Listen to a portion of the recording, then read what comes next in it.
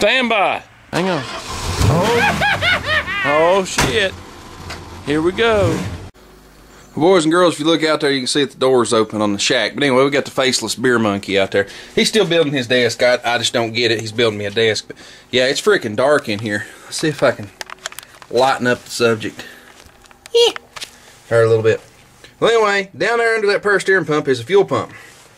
This truck has this problem that it just developed. You have heard some about it, but anyway, it started filling the crankcase full of gasoline. Yeah, slowly but surely. Well, the only blasted thing it could possibly be is the fuel pump. Well, anyway, I got a brand new one over here in the box. I don't feel like crawling around under the sucker in the dark and all that good happy crap, so that power steering pump is going bye-bye real temporarily. It's going bye-bye. It's real easy. 4 bolts, one right yonder. It's in the center of the screen, and then those 3 right there in a triangle. I'm going to leave the bracket, but I'm just going to pull the pump off and flop it out of the way. Probably flop it back up here, I think, is how I done it on the blue one. But anyway, I'm going to replace this blasted fuel pump, change oil in it, and I'm going to take a fuel line loose up the carburetor. I need this truck tomorrow. I'm going to, tonight, leave that line off and stuck in a bottle, a 20-ounce bottle or something like that. I'm just wondering if ain't some crazy siphoning something going on, so yeah, I'm going to rule that out. And it's got one of those nice little wing nut, you can see it back in there, hose clamps. I didn't put it there, but you know, it'd be kind of handy for this. I don't even need any tools, but anyway, let's get on with it and see what happens. I have a stinking suspicion when I pull this fuel pump out, it's going to be spotlessly clean. And if it's real spotlessly clean, that means she's leaking gas, boys and girls. Like I told y'all, couple minutes, you can see the fuel pump down there. Boom. There she is. Taiwan junk, as you can tell how clean it is. It's freaking new, but it's got freaking problems. So, it's fixing to come off there. And it looks to me like somebody done it from underneath. Tisk, tisk. Well, you see that rubber fuel line and the clamps turned the wrong way. I got a big pair of dikes there in the toolbox that says, it don't give a damn. It's going to come off there. So I'm just going to cut the freaking line off of it. There's plenty of line there to reattach it. And problem solved. Let's get this fuel pump off. I can see more than you all can see. There's a bolt right there. I believe those are 1/2 inch. There's a bolt in the top, stud in the bottom. You don't have to take the bottom one clean off. It helps in reinstalling it and all this bunch of stuff. It depends on the way the motor's turned, whether it's easy to put on, hard to put on, all that good happy crap. Well, anyway, to make a long story short, this is a straight drive truck. All I gotta do is scotch it, put it in neutral, and go over and bump it with a screwdriver, and I can get this sucker back on there. Oh yeah, that's what we're gonna do. We're gonna do that. We're gonna drain the oil, and after we drain the oil, I'm not gonna hook the draw fuel line up to the pump, and I'm gonna roll this. I'm gonna put 2 quarts of oil in this motor. 2 quarts. Plenty enough to draw. I'm going to put 2 quarts of oil in it, and I'm going to roll it over, let it roll over. I may just put a quart in it. I know y'all think I'm crazy, but I'm not going to start it. I'm just going to crank it over, let it build some oil pressure. I want to flush the oil system, so that's what we're going to do. Yep, yep. Well, okay, boys and girls, you can hear the faceless beer drinker out in the background there with a sawzall or a skill saw going. I'm sure he's still building that desk, but anyway. This video brought to you by the stupidity of drinking 14 Angry Orchards and trying to work on your truck. And not really, I just made a major mistake. I got the fuel pump back on, but I wanted to enlighten you about it. You know, this could have been very bad. This could have killed old Toe Wrecker. Yep. Good thing is he was smart enough to know what to do when it happened. A lot of people wouldn't be, they'd freak out.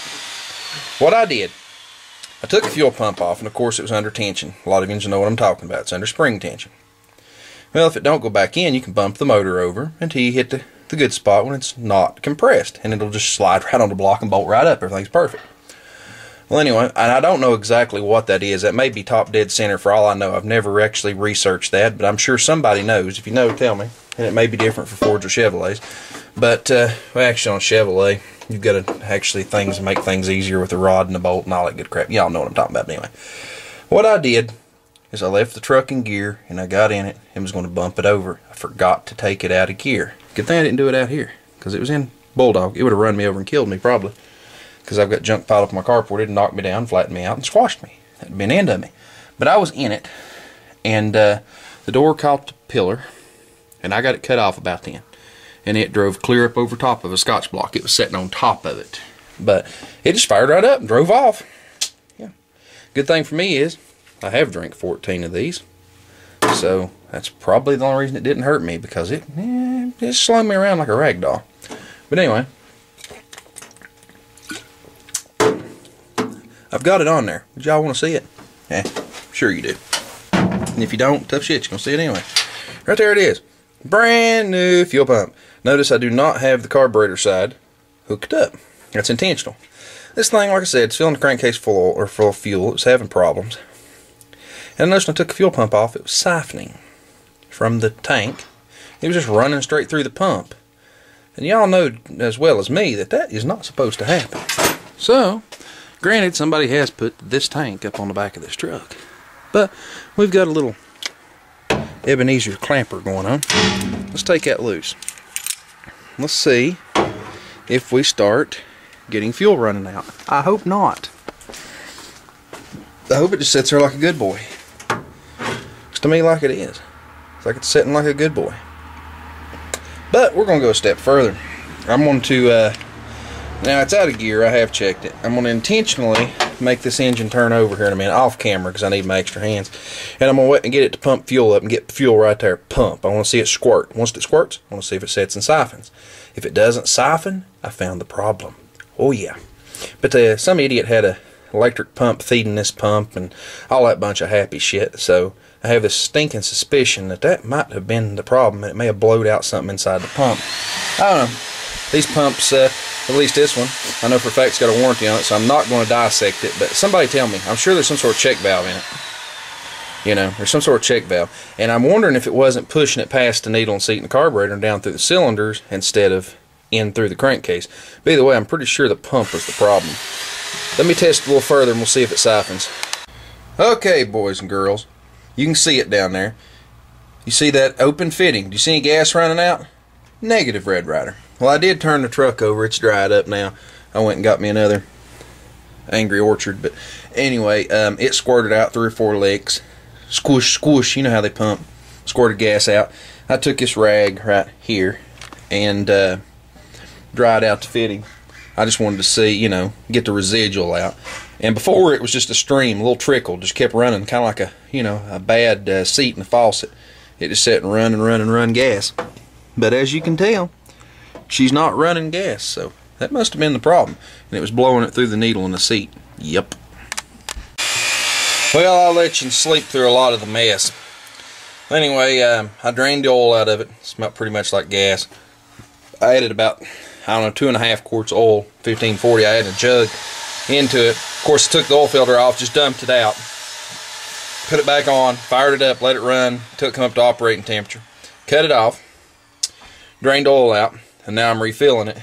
And I put, because I know there's still some contamination in it, I put 4 quarts of oil and 1 quart of Lucas in it, which is a good idea. And right now I'm draining this bottle.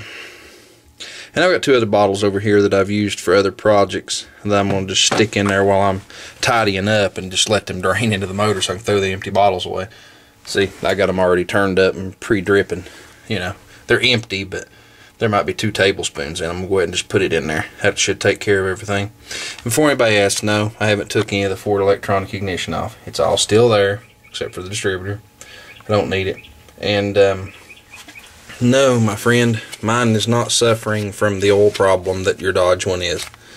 Yeah, and this motor is what I would say well worn compared to your 30,000 mile one. So, yeah, I don't know. I think you've got a distributor problem that they just don't want to replace. But anyway, that's the deal here. The only other thing I really need to do is I need to loosen up that steering box down yonder about a turn probably. It's a little stiff. I got it a little too tight when I adjusted it the other day, and I ain't touched it. I didn't want to get it greasy, so we're going to do that now. We're just going to get us a big screwdriver, and we're just going to loosen it up just a hair. That'll solve it, because it's not wanting to find center. It's a little too tight. I'm a little too drunk to go drive it, so I'm just going to loosen it up a turn, and if I don't fix it, I guess we'll deal with it another day. So anyway, let's get this oil pan under the truck drained and all that good happy shit. Anybody need any burnt motor oil? I got plenty of it. I'm going to have to haul it off, but some of you guys like to run it in diesels. I used to know somebody that did, and then I saved all this shit for him, and now he don't want it. So anyway, anybody close wants some burnt motor oil, I'll hook you up probably about 50 gallon. Let's fill your truck up. Well, y'all may have been able to see it before, I don't know, but anyway, I took about 3/4 of a turn out of it, so that's what we did. I don't know if that's enough. I don't know. Truck's drivable. It's just a little too tight, so we'll see what that does. Yep, if it don't work, I'll take a little more out of it. It's not that big a deal. You just use a screwdriver, turn sideways, and just kind of walk it. I'll show you how to adjust one of these suckers one of these days the right way. There is a right way, and what I just done was not the right way, but, you know, I have a good feel of where it's at, so I think I'm pretty close to where it needs to be, but I'll show you the correct procedure. There's actually a procedure to do this. It may seem nuts when I show you this, but there is a procedure, and it has to do with using a torque wrench with a fixture on the steering wheel. Yeah. But anyway, I'll show you one day, maybe, if you're all good. If you're all good, boys and girls, I'll show you. Hello, Grasshopper. Grasshoppers, if we have done correctly, you should see oil pressure before idling, driving down the road, etc. It had this much oil pressure. Not good, not good. Let's see if it has oil pressure. Let's start truck. Oh, let's turn that off. We can't have that. Oh, does it have oil pressure? Do we have oil pressure? Come on. We need oil pressure. I know it's got oil pressure. It's not knocking. Come on. We've got oil pressure. It's just very slow. Very slow to tell me that we have oil pressure. Earl has oil pressure. Let's rev Earl up a little bit. Let's warm up Earl. Hey Earl, you got any oil pressure? I know it's got oil pressure. Ah, the faceless beer drinker out there, sawing more lumber. He's playing with his wood, you know. That's how it works. That's how it works down here in the deep south of Siberia. Yeah, I don't know. Making fun of somebody. Well, you all might know who I'm making fun of. Don't know. Anyway, it's all good. It's all good. I watch him, but I can't think of his username. Yeah. Yeah, see, he's Russian, lost, big fat boy, good guy. Yeah, he's a really good guy. Him and Marcel friends. But anyway, I cannot think of his damn name. We got oil pressure. We seem to have pretty fair oil pressure. Rev engine. Seems to be in the normal range to me. Seems to have oil pressure. Earl seems to have oil pressure. Earl's motor seems to sound good. We ride on the, on normal. We all sound good. Let's kick off this night shot bullshit and let's get out of truck. We out of truck. We out of Earl. We've out of Earl. Oh God, we out of Earl. Earl running. Earl quite. Earl sound good. Earl sound a lot better than Earl sound when I bought Earl. Earl running. Doo-doo-doo-doo-doo. Well, boys and girls, I don't know if we fixed Earl or not. If we didn't fix Earl, that's fine and dandy. Y'all look right over in this pile of crap. There's somewhere. Oh yeah, do you see that? Yeah, you see it. There is a long block. There is a long block. And you want to hear what's royally funny about it? That long block's got less than 10,000 miles on it. Yes, it's been open to the weather. No, somebody remind me. It's got less than 10,000 miles on it. It puked a lifter because it stuck a valve. A valve stuck, and it puked a lifter. And it lost oil pressure. It lost oil pressure down here at the bottom of the hill, and I drove it up here and turned it off. So it's not hurt. It may be stuck, this, that, and the other, but I will disassemble it, clean it up, put new bearings in it, and I will drop it in here. It's a 400, so I'll be fixed. And unlike this motor here in Earl, well, I don't know, but that one has the pipe, standpipe running up the back of it to backwards feed the oil, which fixes the problem. If y'all don't know, these motors feed backwards. They feed wrong. Yeah, they feed the cam. Yeah, anyway, just look it up. Look up the Cleveland oiling problems. Before somebody says that 351 Modified 400 is a Cleveland motor, it is a Cleveland motor, Cleveland block. The heads will interchange and everything. There's a lot of crap to these. We used to run these in circle tracks, so I mean, I know what they are. But just look up the Cleveland oiling problems. It's more easier to find it by looking up Cleveland oiling problems. Just Google that, Cleveland oiling problems, and you'll understand. It's a simple thing. You run from a galley plug to another galley plug, use a piece of basically brake line, Works all right, fuel line, whatever, steel line. And just run it from boom, boom, done, pretty much. A couple brass fittings, etc. But you just bypass the oil, and you make the oil run from the bottom end to the top end, and you bypass and all that good happy shit. But anyway, I gotta go. I got shit to do. Earl's sitting here running, burning $4 a gallon gasoline for your all's entertainment. He's entertained you all enough for tonight. So kiss my ass, goodbye, and I've got to do a tribute to Marcel St. James. Yeah. Bye.